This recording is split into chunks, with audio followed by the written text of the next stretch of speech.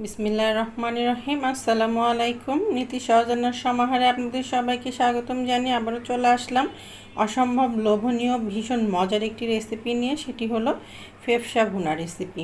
কম বেশি আপনারা সকলেই কিন্তু এই রেসিপিটি তৈরি করতে পারেন, তবে আমি যেভাবে তৈরি করলে খেতে ভীষণ স্বাদ হয়, ভীষণ মজার হয়, সেই রেসিপিটি শেয়ার করেছি। ইনশাল্লাহ আপনাদের কাছে ভালো লাগবে। তো চলুন দেখে নিই। তো এখানে আমি প্রায় 1.5 কেজি পরিমাণ ফেফসা নিয়ে নিয়েছি। ফেফসাগুলো ছোট টুকরো করে কেটে নিয়েছি। এখানে যা যা ব্যবহার করি সব কিছুই কিন্তু আমি ছোট টুকরো করে কেটে নিয়েছি। আর খুব ভালো মতো 2-3 বার করে পানি দিয়ে ধুয়ে নিয়েছি। এখানে একটু তিল ছিল, সেটাও আমি ছোট টুকরো করে কেটে নিয়েছি। এখন এখানে একটু পাত্রে পর্যাপ্ত পরিমাণে পানি নিয়ে নিয়েছি। পানিটা টকবক করে ফুটে উঠেছে। এখন এর মধ্যে আমি ফেফসাগুলো সব দিয়ে দিচ্ছি। আর এই পানির মধ্যে আমি এই ফেফসাগুলো 3-4 মিনিট একটু সেদ্ধ করে নিব। এতে করে ফেফসার থেকে যত ময়লা আছে সেটা বের হয়ে যাবে। খুব বেশি সময় সেদ্ধ করা লাগবে না, 3-4 মিনিট সেদ্ধ করে নিলেই কিন্তু হবে। দেখেন দেওয়ার সাথে সাথেই কিন্তু এটার থেকে ময়লা বের হতে শুরু করেছে। তো এভাবে আমি একটু এটা সেদ্ধ করে নিচ্ছি 3-4 মিনিট, তারপর আমার রেসিপিতে ফিরে আসছি। আর চুলার জালটা কিন্তু রয়েছে মিডিয়াম হাই হিটে। তো দেখেন 3-4 মিনিট মতো সেদ্ধ করা হয়ে গেছে। কতটা ময়লা বের হয়েছে পানিতে। এখন আমি এই পানিটা ফেলে দিয়ে এই ফেফসাগুলো খুব ভালো মতো 4-5 বার করে ধুয়ে নিব। যত সময় না পর্যন্ত পানিটা পরিষ্কার বের হয় তত সময় পর্যন্ত আমি ধুয়ে নিব। আর আজকে আমি শুধু ফেফসাটা রান্না করছি, এর মধ্যে সামান্য একটু তিল্লিও দিয়েছি। যদি আপনারা কলিজা ফেফসা সব একসাথে দিয়ে রান্না করতে চান তাহলে কিন্তু এভাবেই কলিজা ফেফসা একসাথে সেদ্ধ করে নেবেন, ছোট টুকরো করে কেটে নিয়ে। তো দেখেন আমি পানিটা ফেলে দিয়ে পরিষ্কার পানি দিয়ে 5-6 বার করে খুব ভালো মতো ধুয়ে নিয়েছি। এখন আমি এটি একপাশে রেখে দিচ্ছি। তো এখানে আমি একটি পাত্র নিয়ে নিয়েছি, তার মধ্যে আমি প্রায় 1 কাপ পরিমাণ তেল নিয়ে নিলাম। আর আমি কিন্তু রান্নাতে সরিষার তেলটা ব্যবহার করি, এই জন্য সরিষার তেল দিয়েছি। আপনার রান্নাতে যে তেলটা ব্যবহার করেন সেটি এখানে দিতে পারেন। তো এখানে আমি নিয়ে নিয়েছি 6টি মতো এলাচ, 3টি লবঙ্গ, এক টুকরো দারচিনি, 4টি তেজপাতা আর হাফ চা চামচ পরিমাণ গোলমরিচ। সব কিছু দিয়ে একটু নাড়াচাড়া করে হালকাভাবে আমি ভেজে নিচ্ছি। এখন এর মধ্যে আমি দিয়ে দিব 1.5 কাপ পরিমাণ পেঁয়াজ কুচি। আসলে ভুঁড়ি রান্না বা ফেফসা কলিজা রান্নাতে একটু তেল, পেঁয়াজ, মশলা একটু বেশিই দিতে হয়, এজন্য আমি একটু বেশি ব্যবহার করেছি। তবে যদি আপনারা পরিমাণে কম দিতে চান তো দিতে পারেন, কোনো অসুবিধা নাই। আপনাদের মুখের স্বাদ অনুযায়ী তেল, মশলা, পেঁয়াজ, ঝাল, হলুদ, লবণ সব কিছুই কম বেশি করে দিয়ে নিতে পারেন। তো এখন পেঁয়াজটা আমি গোল্ডেন ব্রাউন কালার করে ভেজে নিয়েছি।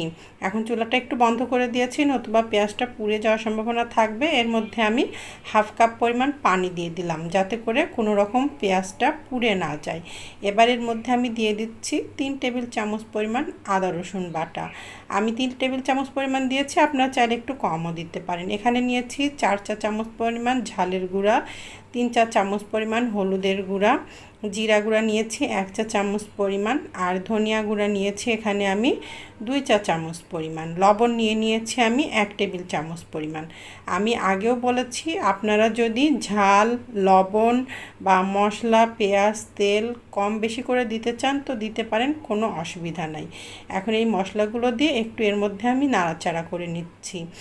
আর এই মশলাটা আমি এভাবেই হতে দিব, চুলার জালটা মাঝারিতে দিয়ে যত সময় না পর্যন্ত পানিটা একেবারে কমে যাচ্ছে আর তেল তেল ভাব উঠে আসছে তত সময় পর্যন্ত আমি এভাবেই হতে দিচ্ছি। তারপর আমার রেসিপিতে ফিরে আসছি।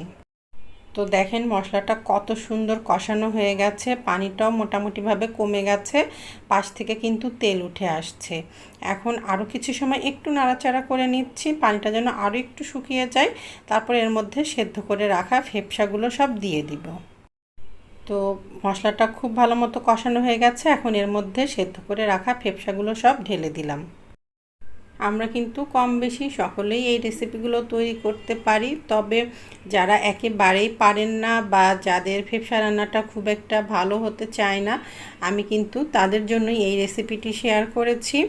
আর আমি যেভাবে তৈরি করলে এই ফেফসা রান্নাটা খেতে ভীষণ মজার হয় সেই রেসিপিটি আমি কিন্তু আপনাদের সাথে শেয়ার করেছি। ইনশাল্লাহ ভালো লাগবে। তো কিছু সময় আমি মশলার সাথে ফেফসাগুলো কষিয়ে নিচ্ছি বা নাড়াচাড়া করে নিচ্ছি। তো দেখেন মশলার সাথে কিন্তু ফেফসাগুলো সব মিশিয়ে নেওয়া হয়ে গেছে। এখন আমি যেটা করব, চুলার জালটা মিডিয়াম হাই হিটে দিয়ে এই ফেফসাগুলো এই মশলার সাথে আমি প্রায় 8-10 মিনিট কষিয়ে নিব। আগেই এর মধ্যে কোনো পানি দিব না, আগে আমি 8-10 মিনিট খুব ভালো মতো চুলার জালটা মিডিয়াম হাই হিটে দিয়ে কষিয়ে নিচ্ছি, তারপরে আমি পানি দিব। তবে আপনারা যদি দেখেন যে মিডিয়াম হাই হিটে দিয়ে কষিয়ে নিতে যে তলার দিকে লেগে বা পুড়ে আসছে, আপনারা কিন্তু চুলার জালটা মাঝারিতে বা তার থেকেও একটু কমে করে দিতে পারেন। তো দেখেন প্রায় 8-10 মিনিট মতো আমি খুব ভালো মতো চুলার জালটা মিডিয়াম হাই হিটে দিয়ে ফেফসাটা মশলার সাথে কষিয়ে নিয়েছি। ফেফসা থেকে দেখেন কিছুটা কিন্তু পানিও বের হয়েছে। এখন আমি যেটা করব যে এর মধ্যে আমি কিছুটা পানি দিয়ে দিব। আমি হাফ কাপ মতো পানি এখানে দিয়ে দিচ্ছি, আর বেশি পানি এখন দিব না। এই হাফ কাপ মতো পানি দিয়ে এখন চুলার জালটা আমি একেবারে লোতে করে দিয়ে ঢাকনা দিয়ে ঢেকে হতে দিব প্রায় 25 থেকে 30 মিনিট। এই সময়ের মধ্যেই কিন্তু ফেফসাটা মোটামুটিভাবে সেদ্ধ হয়ে যাবে। তো এখন আমি ঢাকনা দিয়ে ঢেকে দিব আর চুলার জালটা একেবারে লো হিটে দিয়ে এটি হতে দিচ্ছি 25 থেকে 30 মিনিট। আর এখানে আমি প্রায় 4টি মতো মাঝারি সাইজের আলু এভাবে ছোট টুকরো করে কেটে নিয়েছি, এগুলো আমি ফেফসাতে দিব। তো প্রায় আধা ঘন্টা পরে আমি ঢাকনাটা খুলে নিলাম। চুলার জালটা কিন্তু লোতেই ছিল। আমি অফ ক্যামেরায় দেখে নিয়েছি ফেফসাগুলো মিডিয়ামভাবে সেদ্ধ হয়ে গেছে। এখন এর মধ্যে আমি আলুগুলো দিয়ে দিব। আলুগুলো দেওয়ার পরে আরও কিছু সময় হতে দিলে আলুটাও সেদ্ধ হয়ে যাবে, ফেফসাটাও পুরোপুরিভাবে সেদ্ধ হয়ে যাবে। তবে আপনারা যদি এই সময় ঢাকনা খুলে দেখেন যে ফেফসাটা হাফ সেদ্ধ হয় নাই বা হাত দিয়ে ছেঁড়া যাচ্ছে না, তাহলে আরও 5-10 মিনিট ঢাকনা দিয়ে ঢেকে চুলার জালটা লোতে দিয়ে হতে দিবেন, দেখবেন যে ফেফসাটা মিডিয়ামভাবে সেদ্ধ হয়ে যাবে। তো আলু দিয়ে এখন আমি আবার নাড়াচাড়া করে সব একসাথে মিশিয়ে নিলাম।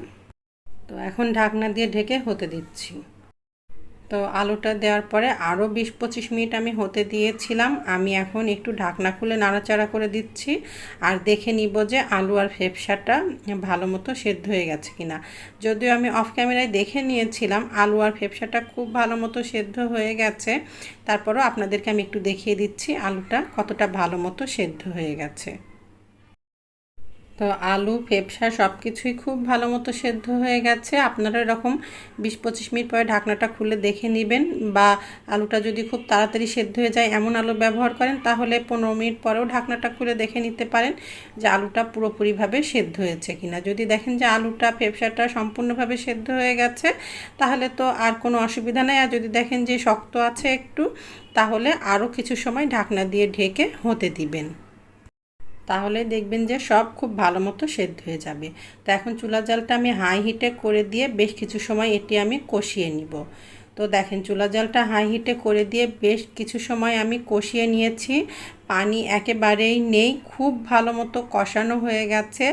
আর পাশ থেকে দেখেন তেল তেল উঠে আসছে। এখন এর মধ্যে আমি সামান্য পরিমাণ, খুব বেশি পরিমাণ না, আমি প্রায় 1.25 কাপ পরিমাণ পানি দিয়ে দিলাম। আপনারা চাইলে এর থেকেও কম পানি দিতে পারেন। আমি অল্প পরিমাণে পানি দিয়ে একটু নাড়াচাড়া করে নিচ্ছি। আমি কিন্তু এটা ঝোল ঝোল করব না, তবে সামান্য একটু গা মাখা মাখা ঝোল রাখবো যেন ভাতের সাথে মেখে খাওয়া যায়। এই ফেফসা রান্নাটা কিন্তু ভাত বা পোলাও বা রুটি পরোটার সাথে খেতে ভীষণ মজার লাগে। তো এখানে নিয়ে নিয়েছি হাফ চা চামচ পরিমাণ ভাজা জিরার গুঁড়া, 1 চা চামচ পরিমাণ গরম মশলার গুঁড়া, আর আমি নিয়ে নিয়েছি 6-7টি মতো কাঁচামরিচ। এগুলো আমি এর মধ্যে দিয়ে দিলাম। আর আপনারা যদি এটা একেবারে বেশি মাখো মাখো বা বেশি কষা কষা করতে চান, এর মধ্যে পানি না দিতে চান, তাহলে পানি দেওয়ার আগে যেভাবে কষানো ছিল তার মধ্যেই এই ভাজা জিরার গুঁড়া, গরম মশলার গুঁড়া আর কাঁচামরিচটা দিয়ে নাড়াচাড়া করে চুলাটা বন্ধ করে দিয়ে পেঁয়াজ বেরেস্তা ছড়িয়ে দিয়ে নামিয়ে নিতে পারেন। তো এবার ঢাকনা দিয়ে ঢেকে 2-3 মিনিট হতে দিচ্ছি। তো প্রায় 3-4 মিনিট মতো হয়ে গেছে। ঢাকনাটা খুলে একটু নাড়াচাড়া করে দিচ্ছি। আর এখন আমি চুলাটা বন্ধ করে দিলাম। চুলাটা বন্ধ করার পরে পেঁয়াজ বেরেস্তা দিতে হবে, এই জন্য আমি চুলাটা বন্ধ করে দিয়ে তারপরে এর মধ্যে পেঁয়াজ বেরেস্তাটা দিচ্ছি। চুলাটা বন্ধ করে পেঁয়াজ বেরেস্তাটা দিলে খুব ভালো স্বাদ গন্ধ পাবেন। এখন ঢাকনা দিয়ে ঢেকে রেখে দিচ্ছি পরিবেশনের আগ পর্যন্ত। মাশাআল্লাহ, দেখেন দেখতে কতটা লোভনীয় হয়েছে। দেখতেও লোভনীয়, খেতেও অনেক অনেক বেশি মজার। আপনারা বাড়িতে একবার হলেও তৈরি করে খেয়ে দেখতে পারেন, ইনশাল্লাহ নিরাশ হবেন না। রেসিপিটি ভালো লাগলে লাইক কমেন্ট শেয়ার করতে ভুলবেন না। আসসালামু আলাইকুম, আল্লাহ হাফেজ।